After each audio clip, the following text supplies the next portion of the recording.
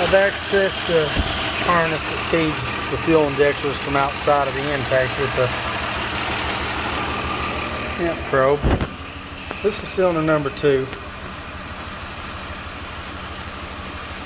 That's a lot easier to tap in externally with the intake on and actually get a reading.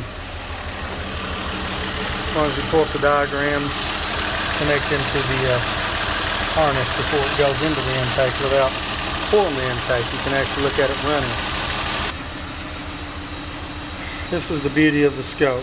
When we're looking at cylinder number 2, meant to have this up and going. Nope. Cylinder, power balance. Okay.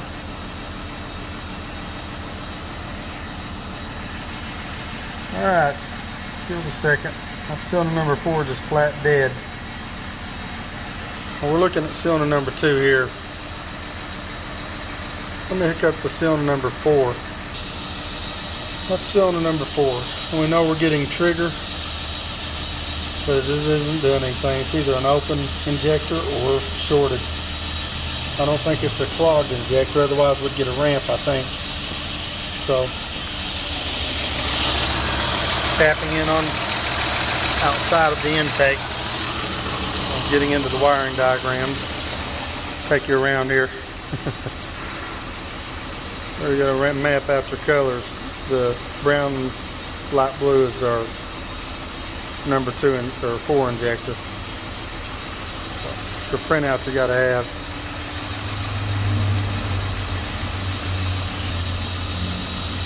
That's number 2 again. That's what it should look like. And even if that other injector was clogged, the only thing we would see was we wouldn't see a pintle opening. We would still see a ramp and then drop down. So it energizes, opens the injector, feeds it, closes, and waits its turn again. We're just focusing on one injector versus the other, just to, you know, make sure we're in the right wiring harness, which I know we are, because everything, I've looked everything up that I needed to know. That's part of the paid for information programs. And we're watching number 4, just a dead miss. That'd be all. Just wanted to make a little short one.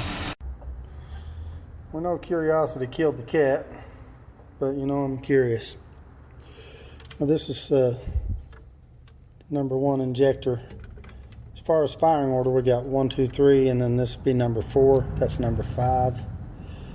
I want to ohms out the injectors. They should be around 15 is supposed to be a good average. This engine's warm, so they may not be exactly right. Where are we at there? Let me see if I can set this up here where we can see it. So if you can watch that, why ohms out number 4. Not getting anything. So ohms out number 5. 16. Okay, it's supposed to be around 15. So number 5, 16.2. Number 4 injector is flat out open. So I knew it was getting a trigger. I knew it had to either be open or shorted. It has nothing. So resistance is 0. Let's say infinite to be correct. This is number 5. That's what we want to see. If I would have saw that on number 4, I would have still changed it, because after what I saw on the scope, and besides I did a 2009 Impala that was the same kind of deal, except it ohms out normal. Go figure. I'll bring it back in once we were replaced and get this intake on up out of the way where we can do our job and not tear nothing up. And we'll scope out the new one with it running and look at the scan tool for misfire data. Well, I was hoping to do a little sneak and cheat action, but powers that be would not have it. This injector's set up the way they crisscross back and forth. One goes in this way, one goes back in that way. no dice. There's a bolt back here that had to come out, so the intake had to be out of the way. So that's that. This is the injector we're after, so I'm going to have to undo the harness, get the fuel rail up. There's one more bolt back here. There was two up front. I'll change that injector. I got a fresh one, made in USA. Ain't that beautiful? But I'm down to the kibbles and bits here. Let's see if we can try to keep from cracking anything in this old 2003 Mazda Tribute. I've got the new one in. Excuse me. And of course, cycled the key. You probably can't see the spray. One of the center injectors. I always lube those O-rings. That's why you always want to check yourself before you button them up. What a pisser. Let's go back, pull her loose. We're back apart. I'm waiting on the O-ring set to come. Got this one off number 5. I'm just going to go ahead and change these other ones while I'm here. This is our new injector right here. Usually you can lube these up. Apparently, got a little pinch in this one going back on. This little crisscross design, it's not really simple and easy to put this fuel rail back down on there. Most of them's half and half. This is a crisscross. You got to give props to Mazda Ford for their little crazy designs. It's a real party. It could have been on its way back together and probably ready to scope. Alright, got us a fresh set of O-rings. Replaced a leak. Cycled the key 2 or 3 times. That's why I'm always do that, regardless whether the intake's in the way or not, to make sure there's no leaks. It'd be a bad bummer to put it all back together and smell gas and have to take it all back apart.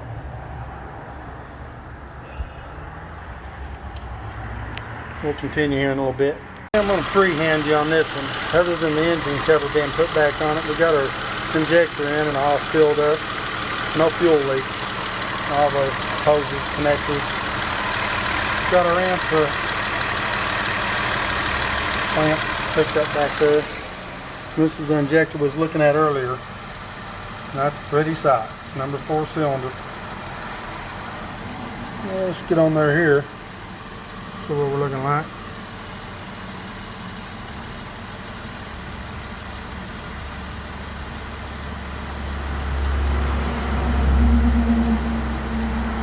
Let's see it's running.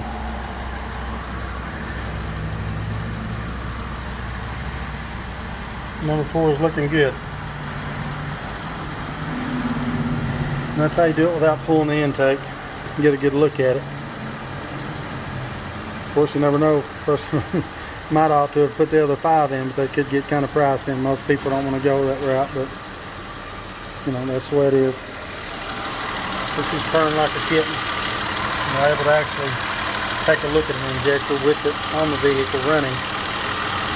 That's what I like so good about the scope. I've been so busy turning wrenches and doing other things too. The scope is here and there now, and there's a lot I'd like to learn and need to learn on it, but things are the way they are. There's only so much time.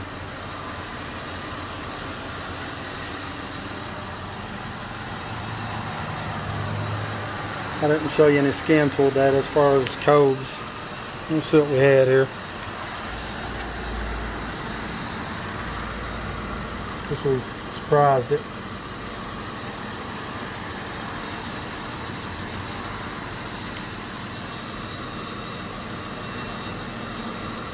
We had a ton of codes in it from other problems, but none that affect the running of it.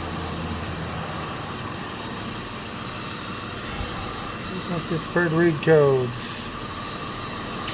Position off. Pause here. Okay, it wants key on, engine off. It is a Ford, Mazda, whatever you want to call it.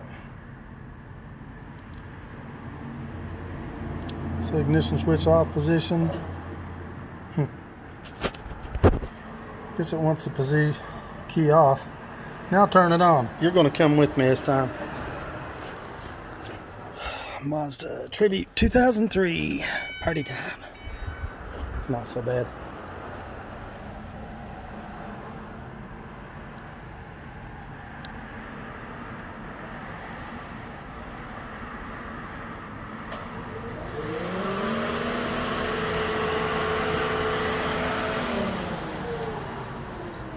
Come on. We ain't got all day. We got other things to do here.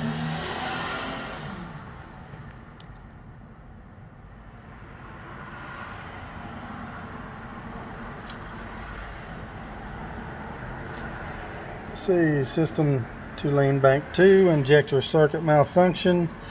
That could easily been a missing signal from the computer. Where we was at was primary amperage. Saying if we was actually getting a trigger from the computer, that's what took me where I went.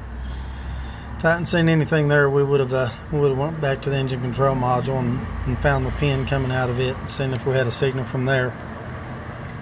And it had cat efficiency codes. It's probably has some codes for me cycling the key on with the all the goodies unplugged and the intake off of it.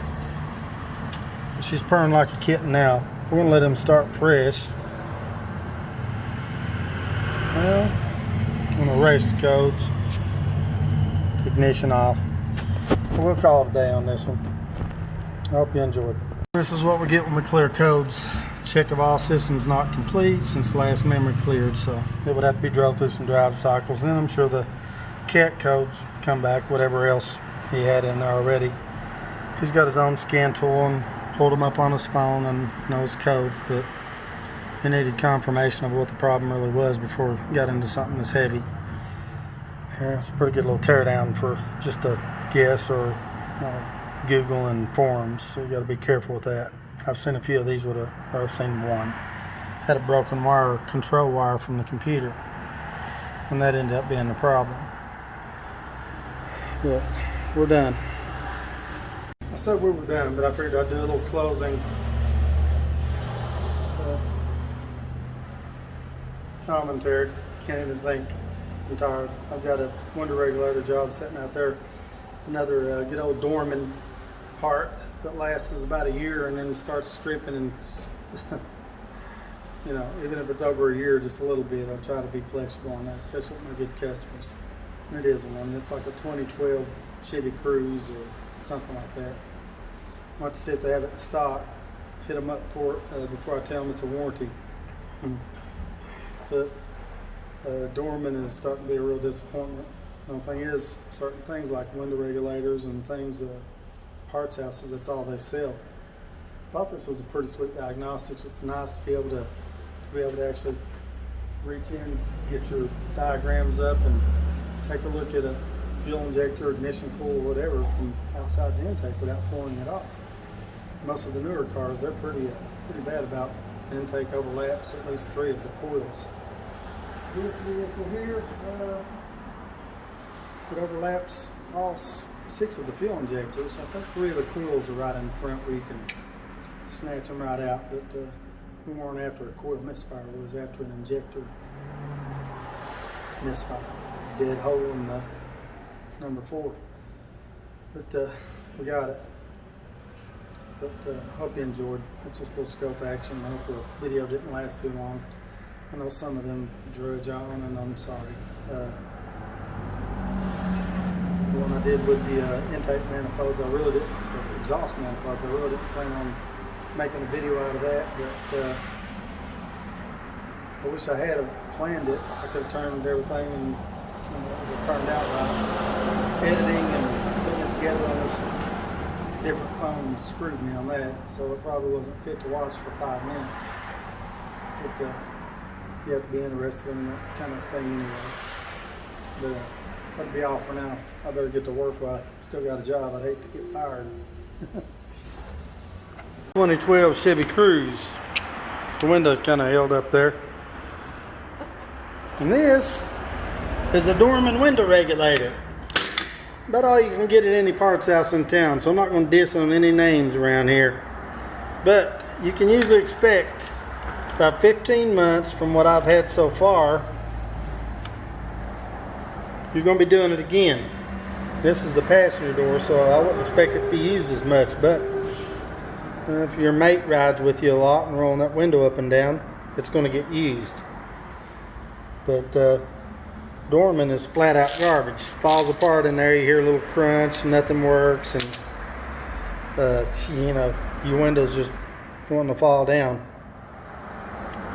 But it's been 15 months. This is out of warranty. You know, you get 12 months, 12,000 wherever you go normally, but this is a good customer. I'm going to eat this. He don't know it. He knows he's out of warranty, but $200 something job. I don't think I'm going to make him eat it. I get the part, you know, limited lifetime warranty talk and, you know, all that talk. But if I can get it warranted for me, then I'll take care of it for him as far as the labor end of it. It's worth it. Now, if this had been the only time he'd ever came in here, he'd be on his own. His warranty's up, but he's done plenty here, and he's a good customer. So take care of your people. That's the main thing.